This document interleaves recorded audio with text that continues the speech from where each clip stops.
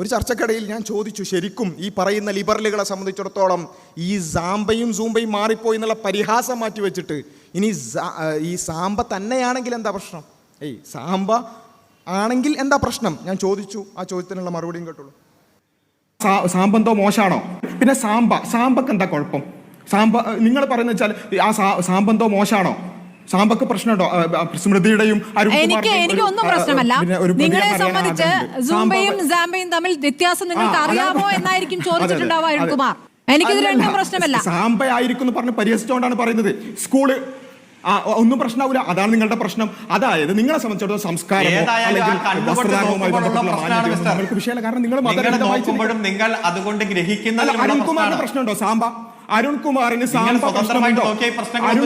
സാമ്പ പ്രശ്നമുണ്ടോ? നിങ്ങളുടെ ഔദ്യോഗിക എനിക്കൊന്നും പ്രശ്നമില്ല. ആസ്വദിക്കുന്ന ആളാണ് ഞാൻ. ആസ്വദിക്കുന്ന ആളാണ്. അതാണ്, അത്രേ ഉള്ളൂ. ഇപ്പൊ ഈ പറയുന്ന കേട്ടത്തൊന്നും ഇപ്പൊ സാമ്പി സൂമ്പി മാറിപ്പോയതാണോ? ഈ മാറിപ്പോയതാണെന്ന് വിചാരിക്കുക. സാമ്പയാണെങ്കിൽ എന്താ കുഴപ്പം? ഇവരുടെ ലോകവീക്ഷണ പ്രകാരം സാമ്പയാണെങ്കിൽ എന്താ പ്രശ്നം ചോദിക്കുമ്പോൾ അത് കുഴപ്പമില്ല. അപ്പം ഞാൻ പറയുന്നത് ഇവിടെയാണ് നമ്മൾ വളരെ ഗൗരവത്തോടു കൂടി ഒന്ന് ഇവരുടെ ഈ മുസ്ലിം സമൂഹത്തോടുള്ള സമുദായത്തോടുള്ള ആ ചിന്താഗതി ഇതിൽ നിന്ന് വ്യക്തമാണ്. ഇവർക്കതൊന്നും മനസ്സിലാവാത്ത, ഒരു സ്പെല്ലിങ് പോലും തെറ്റിപ്പോകുന്ന, അല്ലെങ്കിൽ അതിൻ്റെ പേരിൽ ഒരു സ്പെല്ലിങ് തെറ്റിയിട്ട് വിവാദം ഉണ്ടാക്കുന്ന ടൈപ്പ് അത്രേ ഉള്ളൂ എന്ന ആ ഒരു വരേണ്യത വളരെ കൃത്യമായി കൊണ്ട് വാചകങ്ങളിൽ നിയലിക്കുന്നുണ്ട് എന്നുള്ളത് ഒരു ഭാഗത്ത്. രണ്ടാമത്തത്, ഈ ലിബറലുകളെ സംബന്ധിച്ചിടത്തോളം ഇവരുടെ ധാർമ്മികതയുടെ അടിസ്ഥാനം കൃത്യമായി മനസ്സിലാക്കുന്ന ഒരു കാര്യമാണ്.